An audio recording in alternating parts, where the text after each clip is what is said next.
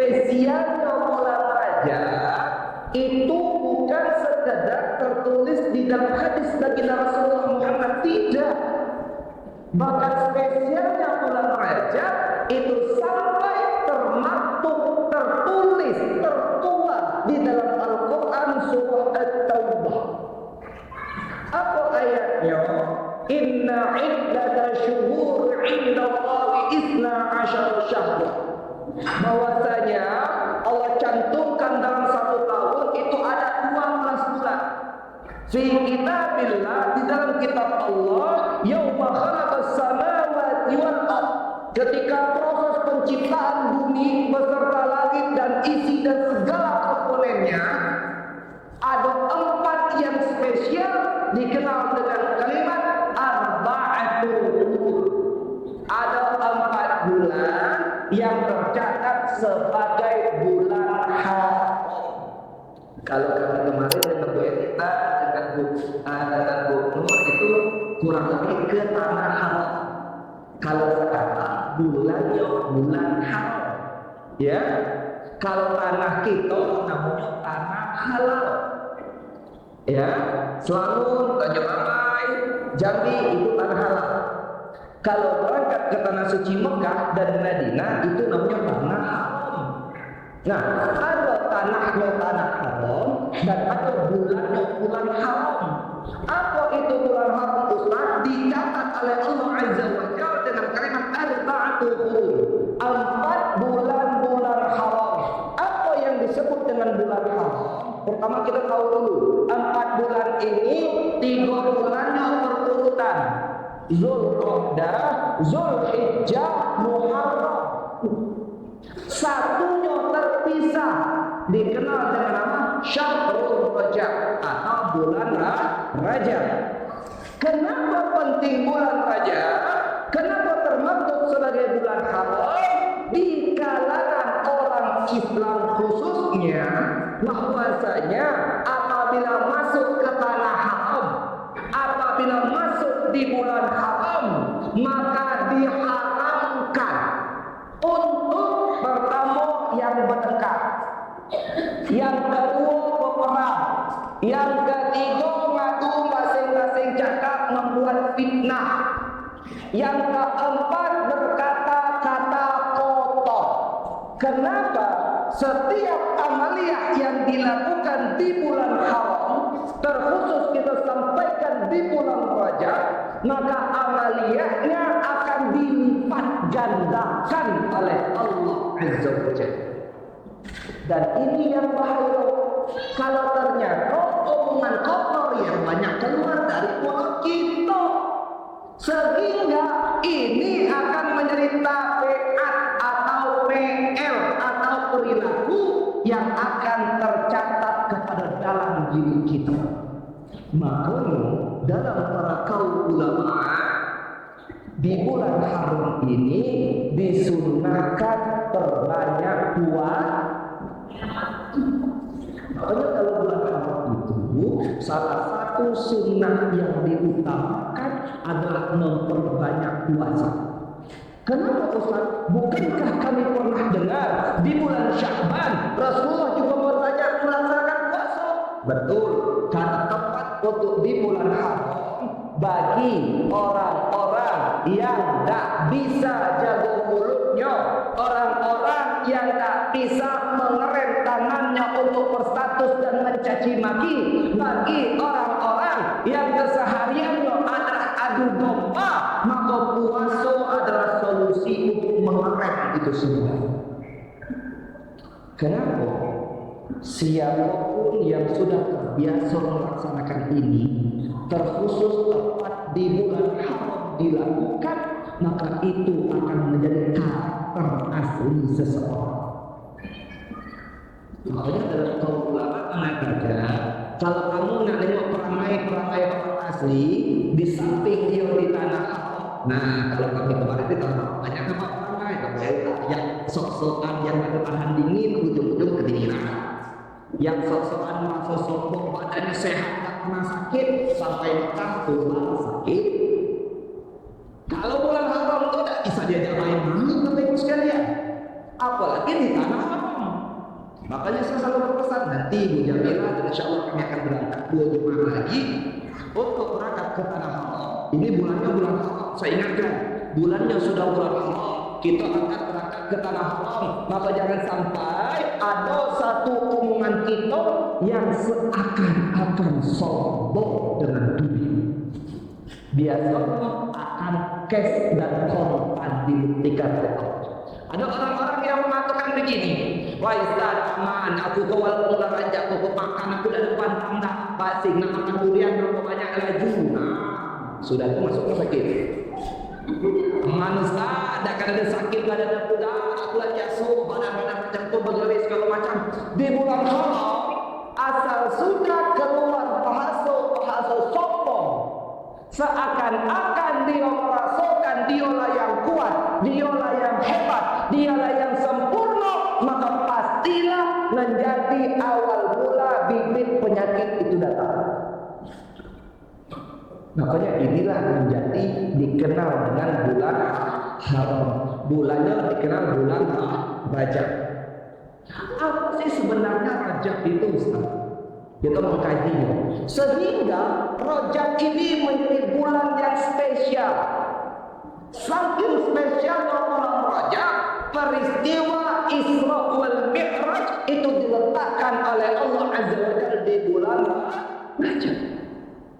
Kan ada orang nanya dari saya, Ustaz, kalau memang peristiwa Isra Mi'raj itu spesial, kenapa tidak diletakkan di bulan Ramadan? Bukankah bulan Ramadan adalah bulan yang paling mulia? Betul. Tetapi kenapa diletakkan oleh di bulan Rajab? Rajab itu berasal dari 3 huruf. Ini kita belajar. Ra, Jim dan Ba. Ra itu menurut Syekh Abdul Qadir Al-Jailani di dalam kitab Al-Ghunyah, kitab yang nama Al-Ghunyah ini, Allah pada bulan Rajab itu berarti rahmatullah, atau Allah akan menurunkan rahmat. Yang pertama, kepada siapa?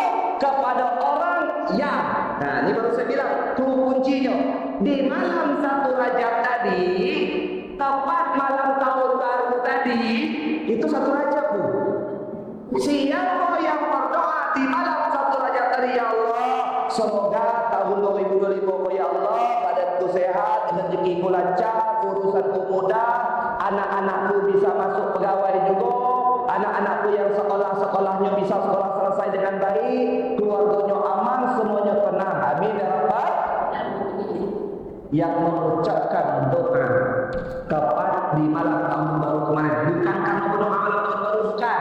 Kalau malam tahun baru kemarin tepat jatuh tanggal 1 Rajab.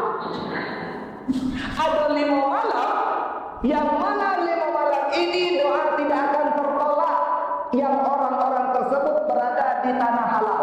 Kalau di tanah haram tidak sebut. Apa itu?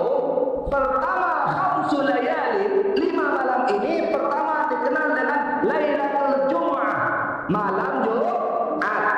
Jadi siapa yang banyak berdoa jangan ingat dengan lakinya wae malam Jumat tuh. Bu, jangan ingat dengan laki wae lah tuh. Ya, malam Jumat perbanyak doa. Jangan tahu sunnah baik. Kada asal pakai sunnah Ustaz. Laku macam pula banyak doa. Di malam Jumat itu salah satu malam yang dikabulkan oleh Allah setiap permintaan dan doa. Yang kedua, malam Lailatul Adha, malam Idul Adha. Besok pagi kita lebaran, maka malamnya ada malam yang doa itu dikabulkan oleh Allah. Malam yang ketiga, malam Lailatul Fitri, malam Idul Fitri. Ketika takbiran Allahu Akbar, Allahu Akbar, Allahu Akbar, 3 bulan lagi insyaallah takbiran. Amin. Semoga kita semua sampaikan bulan suci Ramadan. Amin ya Rabbal. Tepat nanti di malam Idul Fitri, maka ada satu malam yang memang langsung dimudahkan oleh Allah dan dikenalkan walailatul awwalil Rajab, malam pertama bulan Rajab. Yang minta di malam pertama bulan Rajab tadi, maka Allah akan menurunkan rohnya, yakni rahmatullah atau rahmat Allah akan diturunkan. Jim pada makna rajim dan ba. Jim itu berarti jadullah. Atau apa maknanya Ustaz? Pertolongan Allah atau kemudahan Allah. Orang yang bulan Rajabnya beres, maka bereslah semua amal ibadahnya. Orang yang bulan Rajabnya betul-betul dia tenang, betul-betul dia semangat, betul-betul dia bisa mengambil hikmah di bulan Rajab, maka pastilah dia akan mendapatkan puncak kenikmatan di bulan suci Ramadan. Oke, bagaimana kita mengartikan? Sekarang kita baca. Ibu-ibu yang saya muliakan, Rajab ini menjadi awal. Dikenal oleh para ulama mengatakan Ar-Rajab Syahrul Zar'i. Bulan Rajab adalah bulan menanam. Apa itu bulan menanam? Ibu-ibu yang mau mendapatkan hasil tanaman yang bagus di bulan Rajab, maka ibu harus berpikir 3 bulan ke depan. Ini baru kita bocorkan ilmu. Apa maksudnya Ustaz sekarang ini? Yang punya rezekinya susah, nih pegang omongan saya. Yang rezekinya susah, ini ilmunya. Yang masalahnya banyak, ini ilmunya. Apa itu Ustaz? 2 bulan ke depan, ini ilmunya mau ditanamkan langsung. Siapapun yang punya masalah dalam perekonomian, terkhusus di wilayah kita Indonesia Raya, Sarawak khususnya, maka di bulan Rajab ini perlu mengambil ancang-ancang. Kita mengambil sunnah Rajab. Rajab dan Syahrul Zar'i adalah bulan untuk menanam. Apa yang harus kita ambil? Kalau ibu-ibu punya masalah secara ekonomi khususnya, maka ibu-ibu belajar dalam bulan ini untuk memanen nanti di bulan Ramadan. Rajab Syahrul Zar'i, wa Sya'ban Syahrul Sab'i, wa Ramadan Syahrul Hasad. Bulan Rajab bulan menanam. Ibu-ibu persiapkan. Aku tahun itu macam mana cara baju lebaran tak menimbang lagi. Aku tahun itu bagaimana cara aku zakat fitrah dapat menimbang lagi. Aku macam mana tahun itu baju aku nak beli baru di awal bulan Ramadan, baju baru aku ada. Ini cara solusinya. Kita bukan sekedar ngaji ayat yang senang. Ilmunya kita turunkan. Caranya di bulan Rajab ini ibu bagi-bagi, tengok peluangnya. Aku nak nanam kira-kira macam-macam aku dapat duit lah di bulan Ramadan. Maka kalau sekiranya yang punya kebunnya dirawat. Kebunnya dirawat, karena ini dikenal dengan bulan menanam. Kalau sekiranya dia bisa untuk membuat kue, maka dari Rajab ini jangan nunggu Ramadan. Salah. Ini kita amalkan hadisnya. Jangan nunggu Ramadan. Ramadan itu cuma tinggal untuk panen. Tinggal nunggu untuk hasil. Rajab ini bulan persiapannya. Apa maksudnya? Yang nak nyimpan telur, nyimpan telur. Yang nak nyimpan minyak, simpan minyak. Karena kelak sampai di bulan Sya'ban harganya pasti naik. Kenapa orang akan panen? Yang mulai dengan ilmu jualan, mulai disimpan. Ustaz, aku kok tak tahu gimana cara menghasil. Perasaan asal Ramadan itu tekor baik. Oh, hadisnya bulan Rajab mulai bulan untuk menanam. Cari tahu toko yang mana yang murah harganya, toko mana yang bisa diajak berunding, toko mana yang bisa untuk diajak bekerja sama. Mulai. Biar apa? Biar apa? Ibadahnya sempurna, amaliyahnya bisa terjaga. Kalau duit sudah cukup pada kantong kita di rumah, takkan ada istilah laki bini belakang. Takkan ada anak kena teriak di maknya, takkan ada. Apalagi bagi-bagi mak nak belanja, mak nak beli baju, mak nak beli sepatu, mak tahu kau minta apa yang bisa yo. Mak kau sampai gini belum ada baju, jangan kalau bikin baju, makan ayo susah. yang masih berpikiran seperti ini adalah orang yang di bulan Rajabnya tidak beres sama ibadah haji. Maka bulan Rajab dikatakan oleh Rasulullah adalah bulan Rajab ini bukan sekadar masuk bulan Rajab sama macam bulan lainnya, tidak. Makanya bulan Rajab itu digandeng dan doanya pun juga digandeng. Apa doanya?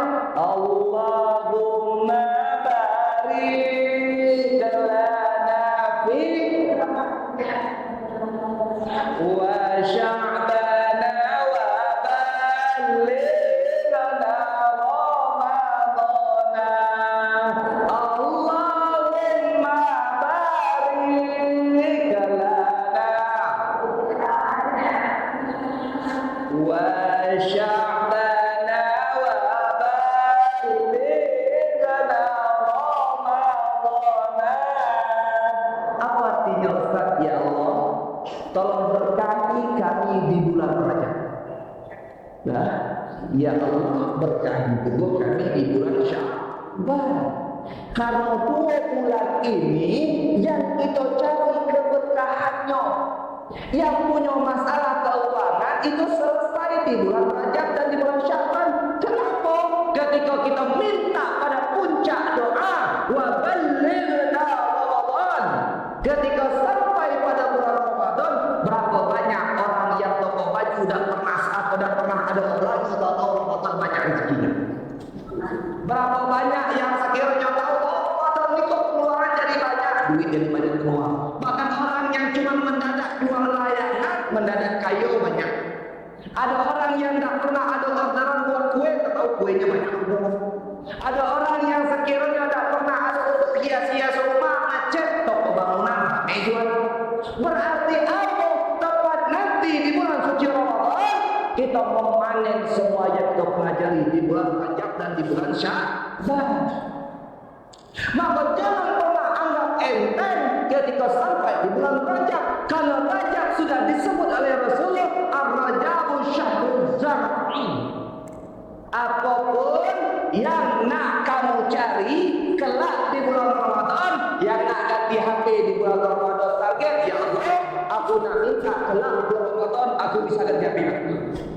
Ya Allah, teleponku dah pernah berganti. Ya Allah, aku mohon kepada Engkau kelak di bulan Ramadan aku bisa beli telepon baru. Ya Allah, aku minta di Ramadan kelak rumahku belum dicat, aku minta bisa untuk dicat.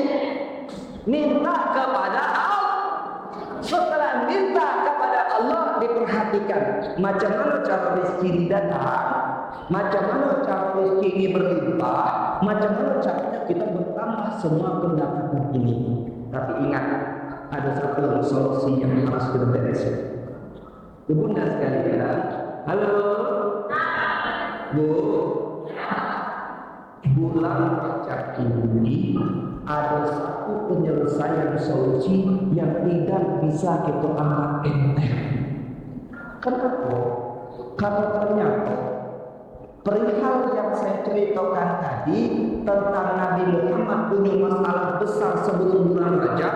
Di bulan Rajab ketika Nabi Muhammad membuat master plan atau rencana besar seperti yang tadi kita rencanakan, ternyata tidak bisa berjalan mulus kecuali dengan satu syarat. Satu syarat kunci agar semua rencana kita lagi menjadi mulus. Apa itu? Wasta'inu bisabri was-sabr. Apapun yang terjadi, setiap masalah yang datang bertubi-tubi, sekarang hidup masih susah, sekarang hidup masih merana, sekarang hidup dengan keluarga masih hancur-hancuran dan segala macam kondisinya, kata Allah, wasta'inu bisabri was-sabr. Kamu atur semua rencana, kamu sabar dengan semua kondisimu dan dirikan sabar. Kenapa? Bertanya sahabat kepada Rasulullah Muhammad SAW, ya Rasulullah, ayu a'malu afdal? Apa amal yang paling elok ya Rasulullah? Yang ini menjadi kata kunci dari dunia aku senang, di akhirat aku nyaman. Kata Rasulullah SAW, jawabannya as-salatu, pertama sholat, dan ternyata bukan sekedar sholat. Dijawab lanjutannya fi awal waktiha. Kamu yang mau selesai dari setiap permasalahan yang terjadi, maka dirikan sholat, dan bukan sekedar sholat. As-salatu fi awal waktiha, wajib melaksanakan sholat di awal waktu. Atau maknanya disiplin. Kamu tidak akan pernah mendapatkan keuntungan kalau kamu segan-segan untuk buka waktu. Kamu tidak akan pernah mendapatkan pelanggan atau bahkan bisa dikenal ditegur oleh Pak Lurah sekali datang sekali tidak untuk mengajar di orangnya. Karena ada disiplin. Yang ingin dijelaskan Rasulullah SAW adalah ilmu disiplin dan konsistensi terhadap semua amal kebaikan yang dilakukan. Dan puncak pada satu amal kebaikan yang cuma diletakkan di bulan Rajab, yakni memperbaiki salat. Jadi Ustaz, kalau kami mengatakan apa amal niat di bulan Rajab ini yang harus kami lakukan sehingga kami bisa mendapatkan kesempurnaan, sehingga kami bisa menyelesaikan setiap masalah, sehingga kami bisa menjawab atas kondisi permasalahan keluarga kami. Maka jawaban yang pertama, amalia di bulan Rajab, tolong puasa. Nah, minimal 3 hari. Kenapa Ustaz? Puasa 3 hari ini dikenal juga dengan puasa Ayyamul Bid atau puasa pertengahan. Karena di awal dari saat Isya disebut, sekarang tanggal 10. Iya Ibu ya. Maka 15 hari lagi, 5 hari lagi puasa 3 hari berturut-turut, atau mulai dari tanggal 14 boleh, dari tanggal 15 boleh, 14, 15, 16. Nah, kalau mau mulai dari tanggal 15 boleh, 15, 16, 17. Ini karena kita 5 hari lagi sampai. Puasa minimal 3 hari. Lah, niat puasanya yang macam mana Ustaz? Apakah kami ya Allah nawaitu shauma ghadin li syahril Rajab? Apakah kami ya Allah kami niat puasa besok hari di bulan Rajab? Boleh. Tetapi ada yang lebih penting. Nah, nanti kita naikkan status ilmu belajar khusus dengan BKFT di Gunung Kemang. Apa caranya? Kita menaikkan status ibadah puasa kita tadi naik tingkatnya adalah jangan niatkan untuk bulan Rajab, tapi niatkan untuk mengkodok puasa yang kami tidak ketahui.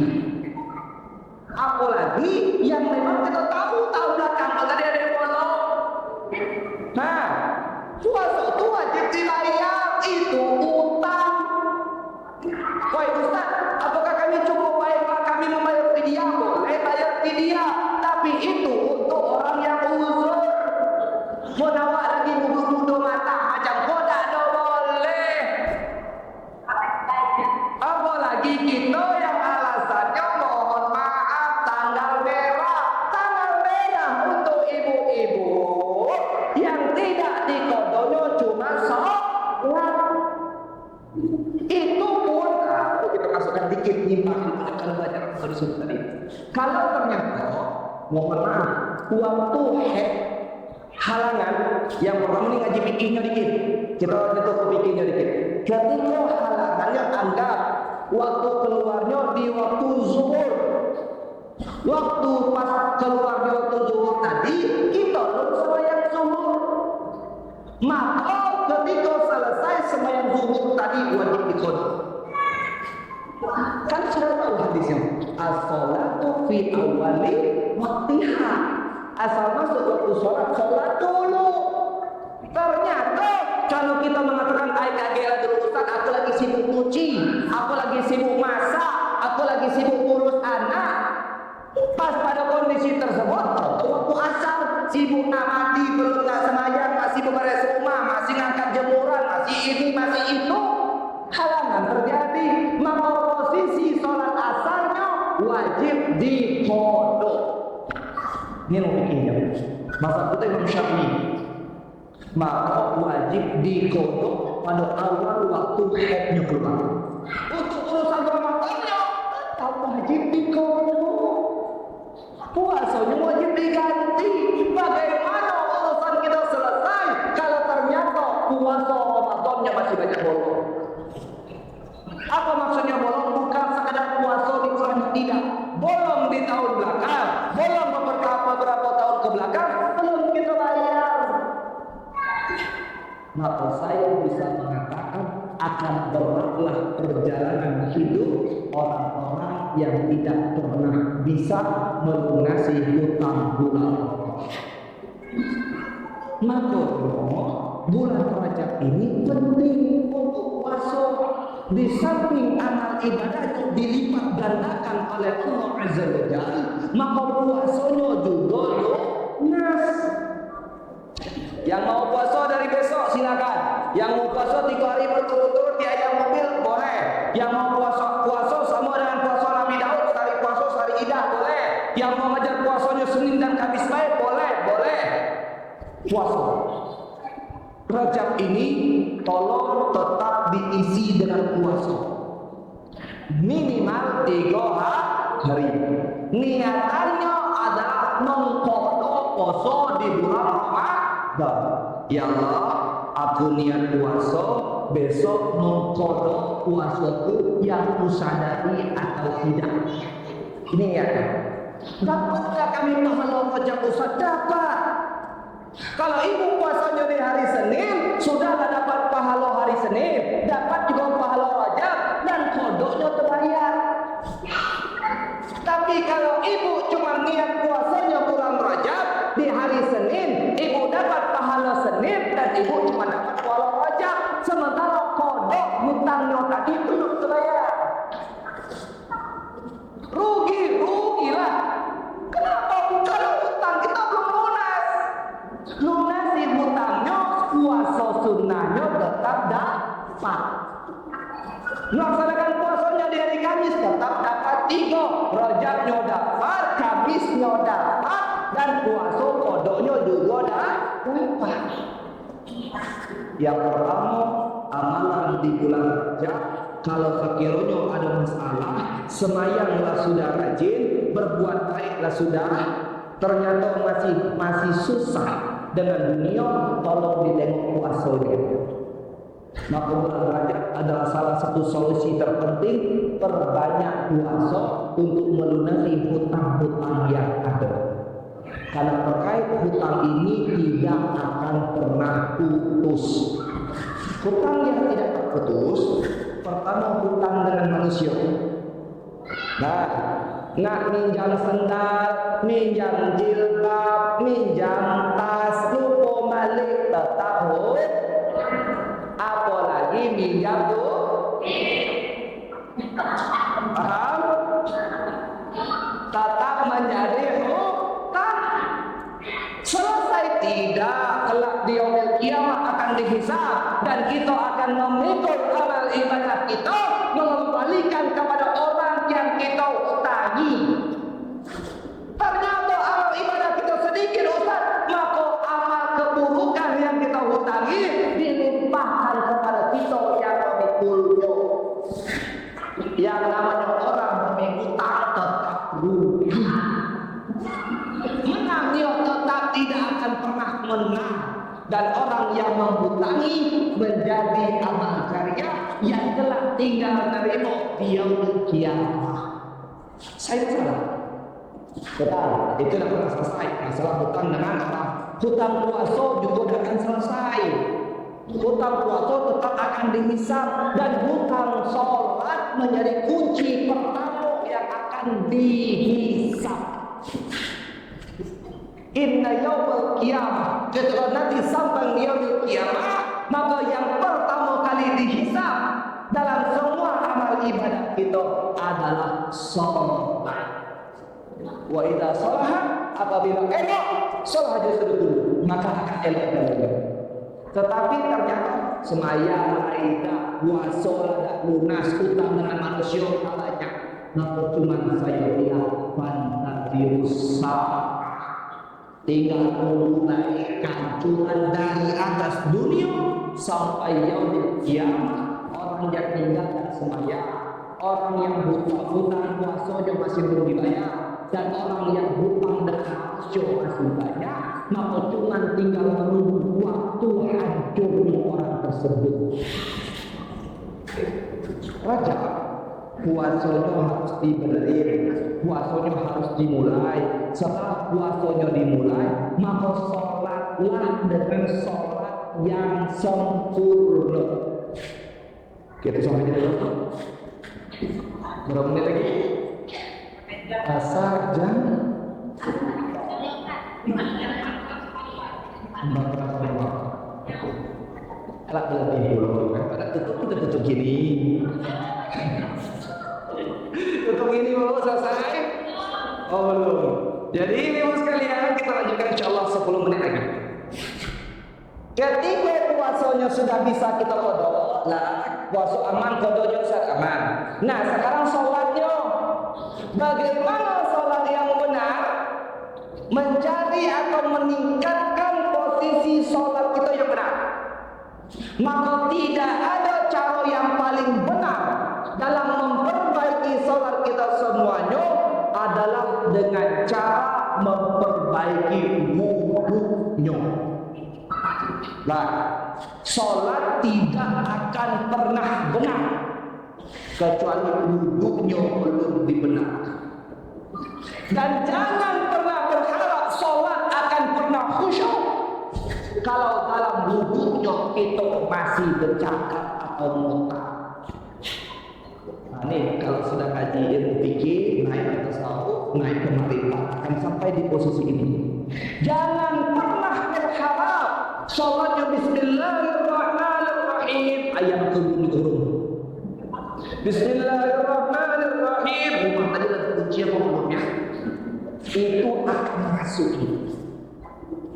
Waktu yang cuma tidak masuk, iblis tanya dalam pikiran kita cuma pada waktu Allahu Akbar, cuma di detik takbiratul ihram iblis tidak bisa masuk.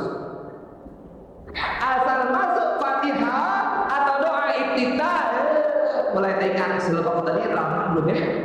Motor tadi dapat kunci belum ya? Rumah tadi dapat tutup belum ya? Aku tadi masak nasi, lama ketek apa belum?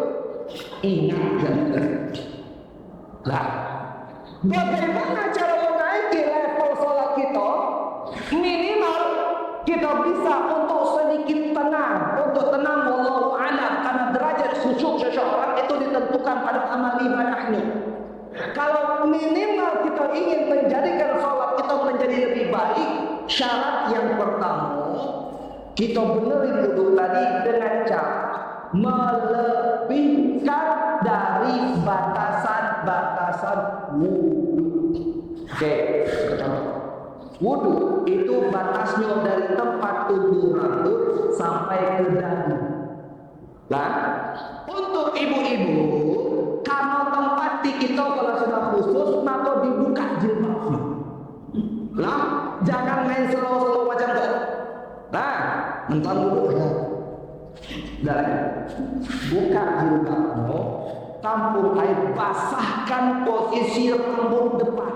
Nah, sampai ke anak telinga. Nih anak telinga ini kecil nih. Sampai ke bawah dagu, bawah sini, bukan di sini. Nih bawah sini. Nah, itu pertama. Wudhu dipenuhi dengan cara melebihkan. Sudah sampai ke sini, baru tutup ke depan. Lebihkan dari patut sampai anak telinga, sampai di bawah dagu. Pertama, posisinya untuk di bagian muka. Yang kedua, untuk di posisi tangan. Jangan pernah sampai cuma sekedar siku-siku, tetapi lebihkan sampai di posisi bahu. Nah, basahi tangan, jangan disiram. Ya, kadang saya nampak beberapa orang tuh macam mana main air. Itu tidak mudah. air sudah wudhu. Maka basahi tampung air mancur tadi, posisi jatuhkan di bahu airnya, bukan di sikut, bukan, jatuhkan di bahu, baru dibasahkan. Ustaz, kami dari ujung tangan boleh. Ya? Yang dari ujung tangan boleh, yang dari sini juga ada masalah, ada berdosa, gara-gara pindah itu ada berdosa. Gara-gara apa? Kau yang seperti itu sudah bertekar. Semayang tentu diterima untuk bertekar ada Muhammad jadi cuma. Nah, maka wudhulah dengan cara mau langsung disiram dari keran ke siko boleh, dibasahnya kiri dan kanan. Maka untuk membasahi rambut, nah ini untuk ibu-ibu pelajarannya. Kalau memang rambut kita panjang, nah pertama basahi dulu di sini ubun-ubun. Nah ini ubun-ubun nih. Nah selesai ubun-ubun, mazhab Imam Asy-Syafi'i bahwasanya membasahi rambut itu minimal 3 helai dari tanggal sampai ujung. Nah kan jarang rambut kita ada yang pendek di situ. Terus ibu-ibu, maka tambahi di belakang, di punduk belakang atau di otak kecil, basahi tangan, masukin ke situ. Biar apa? Ngambil sempurna wudhu. Kalau di sini tidak sampai ujung, maka di sini insya Allah pasti sampai ujung. Karena pendek. Termasuk nanti yang umroh kayak dari kemarin itu motongnya dari belakang. Bukan dari ujung. Saya suruh ambil di belakang, potong dari sini. Kalau yang pas nanti tahlul, termasuk di sini jaminan nanti itu dari belakang. Dari pangkal sampai ke ujung. Nah, ini kesempurnaan salatnya. Urusan telinga itu urusan sunnah. Yang memakai silakan, yang memakai ada masalah. Kalau saya lah banyak gaji-gaji, jadi saya dapat orang yang tujuh yang sekilonya simpan di situ. Nah, setelah di bagian kepala, ubun-ubun, maka untuk ibu-ibu di bagian belakang, otak kecil, maka kemudian di bagian kaki. Di kaki jangan cuma dari ujung kaki basahi, tidak boleh. Basahi dari setengah lutut. Nah, angkat, silakan apakah teman-teman betina lalu dengan ibu-ibu, angkat lebih tinggi basahi lutut dari lutut baru bersihkan. Dan satu syaratnya, ketika ini sudah selesai dilaksanakan, maka jangan pernah sambil ngotak. Lah, itu jawabannya. Wudhu itu biar deh. Tidak usah sambil ngotak, walaupun laki awak manggil. Oh deh, aku dulu, wudhu dulu sabar. Kenapa?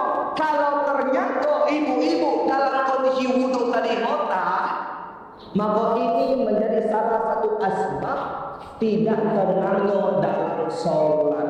Hal ini pernah dibedah dalam sebuah hadis Rasulullah SAW bagi siapapun yang ingin mendapatkan kekhusyuan dalam sembahyang. Makanya sholatnya tidak akan pernah khusyuk kalau wudhunya tidak disempurnakan. Ingat, bukan sekadar wudhu. Wudhu ini wudhu, tapi wudhu yang disempurnakan adalah wudhu yang sangat menjaga batasan-batasan wudhu agar air mengalir tepat sempurna. Itu namanya wudhu yang disempurnakan. Dan wudhu tidak akan mempengaruhi kepada sholatnya. Yang secara khusyuk dan serius adalah apabila dalam wudhunya beliau, makanya hukum ngotak di dalam wudhu atau bercerita dalam posisi wudhu hukumnya mubah. Itu secara umum orang mengatakan. Pada lebih jauh lagi, kalau kajiannya sudah sampai ke fikih dan kajiannya sampai ke tasawuf, hukumnya menjadi makruh. Apa itu makruh, Ustaz? Ditinggalkan pemahalo. Kanting aja ngotak, awak ada jawab, aku tahu repek.